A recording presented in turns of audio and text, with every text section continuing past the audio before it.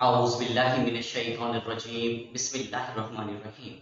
Assalamu alaikum, my dear students and dear viewers. Today we shall discuss about the Bloom taxonomy. Let's start. First of all, I want to explain the word taxonomy. Taxonomy Urdu में इसको दर्जाबंदी कहते हैं और इसको classification भी कह सकते हैं, हायरार्की भी बोल सकते हैं। ये हायरार्की दर्जाबंदी किस चीज की है? नॉलेज की है, लर्निंग की है, एजुकेशन ऑब्जेक्टिव्स की।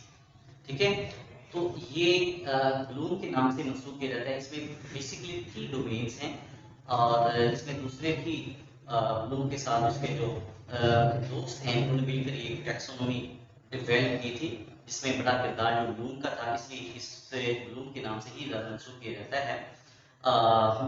और ये 1956 में ये जो है वो पेश की गई थी ब्लूम ने। आज जो हमारा जो है कोग्निटिव डोमेन से ही हम सिर्फ कोग्निटिव डोमेन को ही टच करेंगे आज। ठीक है, इसके हम तमाम चीज़ों को देखेंगे इंशाल्लाह। तो अब स्टार्ट करते हैं। तो जितनी भी डोमेन्स हैं इसको हम आमतौर पे जो कॉग्निशन डोमेन है या साइकोमोटर डोमेन है या हमारी अफेक्टिव डोमेन है, इनका जो मकसद क्या है, असल मकसद क्या है इनका, ये हमें ऑब्जेक्टिव से आ रहे हैं। ठीक है, to understand the objective of the classroom about the students.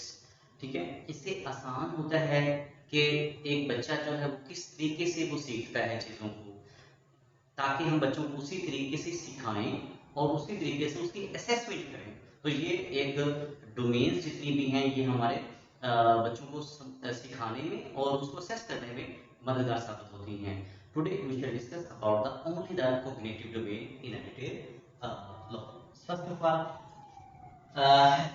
ये ब्लूम टैक्सोनॉमी जिसको हम कॉग्निटिव डोमेन कहते हैं, 1956 में ब्लूम ने पेश की थी।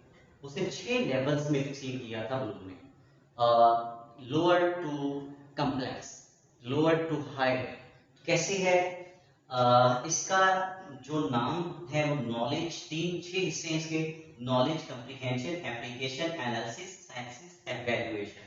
पहले 3 जो निचला दर्जा जिसको हम बोलते हैं, इसको आमतौर पर लॉट का नाम दिया गया है और ऊपर वाले हायरार्की जिस तरह तकसीम की गई है, और ऊपर वाले जो 3 हैं जो हायर ऑर्डर में आते हैं, इसको हायर ऑर्डर थिंकिंग बोलते हैं। ठीक है, इसका अब चेंज करके कुछ नाम इस तरह भी रखा गया है।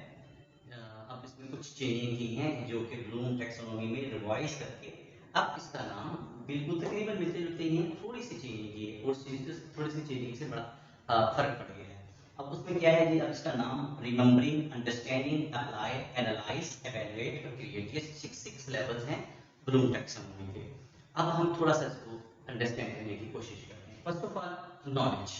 नॉलेज क्या है? चीज़ के बारे में जानना, किस चीज़ के बारे में जानना, यानी कि नेमिंग, चीज़ के बारे में इल्म होना को मतलब दूसरे लफ्ज़ों में हम अल्फाज में कह सकते हैं ओनली अबाउट द नो और the name of the things. चीज़ों के मतलब जानना है कि ये क्या है, बोर्ड मार्कर है, ये क्या है, वाइट बोर्ड है, ये तमाम चीज़ों के नाम जानना जो है वो नॉलेज कहलाता है। बच्चा जो है पहले स्टेज पे जो होता है वो जस्ट अंडरस्टैंड करता है वो नाम। ठीक है, चीज़ों को मतलब देखता है, समझता है कि ये क्या है। ठीक है, चीज़ों के मतलब अभी कुछ नहीं मालूम होता, just know about the names. जैसे हम छोटे बच्चों को अक्सर हम कह देते हैं बेटा ये क्या है, नोज, फिंगर, मतलब just only know about the names. Okay, ये बिल्कुल लोअर दर्जा है, स्टार्ट है, सब पिछली सतह है बच्चे की। उसके बाद आहिस्ता आहिस्ता जब नाम समझ आना शुरू हो जाता है तो अगला दर्जा आता है उसका कंप्रीहेंशन का, अंडरस्टैंडिंग का। ठीक है, चीज़ों को मजीद जो है वो उसकी एक्सप्लेनेशन मजीद कर सकता है। ठीक है, उसकी मजीद चीज़ों में तमीज़ कर सकता है बच्चा आसानी के साथ कि भाई ये व्हाइट बोर्ड किस लिए है, फॉर द वट पर्पस, ये बोर्ड मार्क किस लिए है, थोड़ी सी उसके मतलब जो है वो अंडरस्टैंडिंग कर सकता है। ठीक है, तो उसको कहते हैं comprehension, to know the things and also explain the things. Application, तीसरा दर्जा जो है वो जिसको हम आमतौर पर लॉट के हिस्से में आता है, तीसरा दर्जा जो है वो है एप्लीकेशन, चीज़ों को अप्लाई करना। ठीक है, एप्लीकेशंस के मतलब बताना, उसकी चीज़ के मुतालिक जो है इतला का मालूम होना कि ये चीज़ किस लिए और कैसे इस्तेमाल हो सकती है, चीज़ों का इस्तेमाल भी और वो भी उसका इल्म हो। अच्छा ये याद रखिएगा, हम ये कोग्निटिव डोमेन कर रहे हैं और कोग्निटिव डोमेन का ताल्लुक जो है वो इंटेलेक्चुअल प्रोसेस के साथ होता है। किसके साथ है ये कोग्निटिव डोमेन का ताल्लुक जो है वो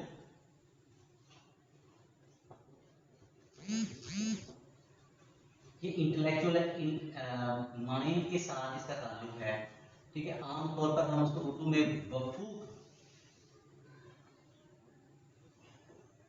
वफूक कहते हैं, इलम, अकल। ठीक है, अकल से ताल्लुक है inner process of the mind, how we think and how we process the things, किस तरह वो सोच आती है, क्या कैसे बेहतर सोच को बनाया जा सकता है। ठीक है, ये तमाम चीज़ें ताल्लुक जो रखती हैं। यहाँ अप्लाई का मतलब हरगिज़ ये नहीं है कि आप चीज़ों को अप्लाई मतलब करके देखें, करने से ताल्लुक नहीं है, सोचने से ताल्लुक है। मतलब चीज़ों के मतलब अच्छी तरह अंडरस्टैंड हो, how can we utilize the thing in our daily life. मतलब उस चीज़ों के बारे में आप आमतौर पर सवाल उसको कोई ऐसा आ जाता है कि हम इसको किस तरीके से इसका इस्तेमाल कर सकते हैं, तो आपको उसका अच्छी तरह से इल्म होना चाहिए, ये चीज़ें आप इसके इस्तेमाल के लिए। ठीक है, तो आपको वो तमाम चीज़ें अप्लाई से मतलब उसके रियल सिचुएशन में उसका किस तरह फ़ायदा हो सकता है इस्तेमाल का, वो आपको इल्म होना चाहिए। उसके बाद जो चौथा दर्जा है एनालाइज का, एनालिसिस का।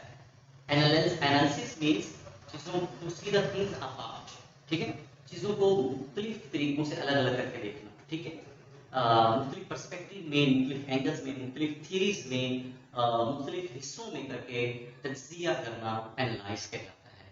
चीज़ों को जब हम मुख्तलिफ हिस्सों में देखते हैं, गहराई में जाते हैं, तो हम एज अ होल नहीं देख रहे होते। मिसाल के तौर पर ये बोर्ड मार्कर है, अब बोर्ड मार्कर के मुतालिक जो बच्चा सोचता है पहले सिर्फ नाम के मुतालिक ही सोच रहा होता है, मजीद उसको जब सोचता रहता है तो उसकी गहराई में जाता है कि ये इसका ये कैप भी है। ठीक है, उसके मुतालिक इसके नाम सिर्फ इसी का नहीं, उसके आगे सारे हिस्सों का भी पता होता है। ऐसा होल एक नाम है इसका बोर्ड मार्कर। बट जब एनालाइज करता है तो बच्चा उसके मुतालिक एक एक चीज़ को पार्ट करके देखता है, इसका कैप का नाम है, ये कैप है, ये इसका ब्रश है, ये जो भी वर्ड्स को नाम दे सकते हैं। मुख्तलिफ मुख्तलिफ इसे जो है इसके इंक भी डलती है इसमें, कैसे फंक्शन करता है, कैसे दिखता है, ये दिखता क्यों कर है, ये ऐसे तो नहीं, मतलब ये दिखता है लेकिन उसकी वजूहात भी पीछे एनालाइज करता है सारी चीज़ों को। This is called analyse, analysis करता है। ठीक है, उसके बाद आ जाता है सेंसाइज, सेंसिस, चीज़ों को सेंसाइज करता है बच्चा, उसके अगला लेवल होता है। अब सेंसाइज मीन्स चीज़ों को कंस्ट्रक्ट करके नए माहौल में, नई सिचुएशन के अंदर उसका इतलाक करता है। इसको हम कहते हैं सेंसाइज, यानी कि चीज़ों को वो मज़ीद अच्छे तरीके से अपने नए माहौल में कंस्ट्रक्ट भी कर सकता है। ठीक है, on the basis of the previous knowledge. कोई नई सिचुएशन उसके सामने आ गई है, बट लेकिन उसने वो बिल्कुल पढ़ा नहीं है, देखा नहीं है, समझा नहीं है, लेकिन उसका एक अकल है, रैशनल है, उसकी बुनियाद पर, प्रीवियस नॉलेज की बुनियाद पर कुछ चीज़ें कंस्ट्रक्ट करता है। ठीक है, और नई सिचुएशन में जाकर उसको मामला को हल करने की कोशिश करता है, जिसका सेंसाइज, चीज़ों को इकट्ठा करता है। ठीक है, पहले हमने एनालाइज किया था अलग अलग, अब इन तमाम चीज़ों को, बहुत सारी चीज़ें जो है वो इकट्ठा करता है, कन्वर्जन करता है। ठीक है, तो this is called the synthesis. The last one is the evaluation.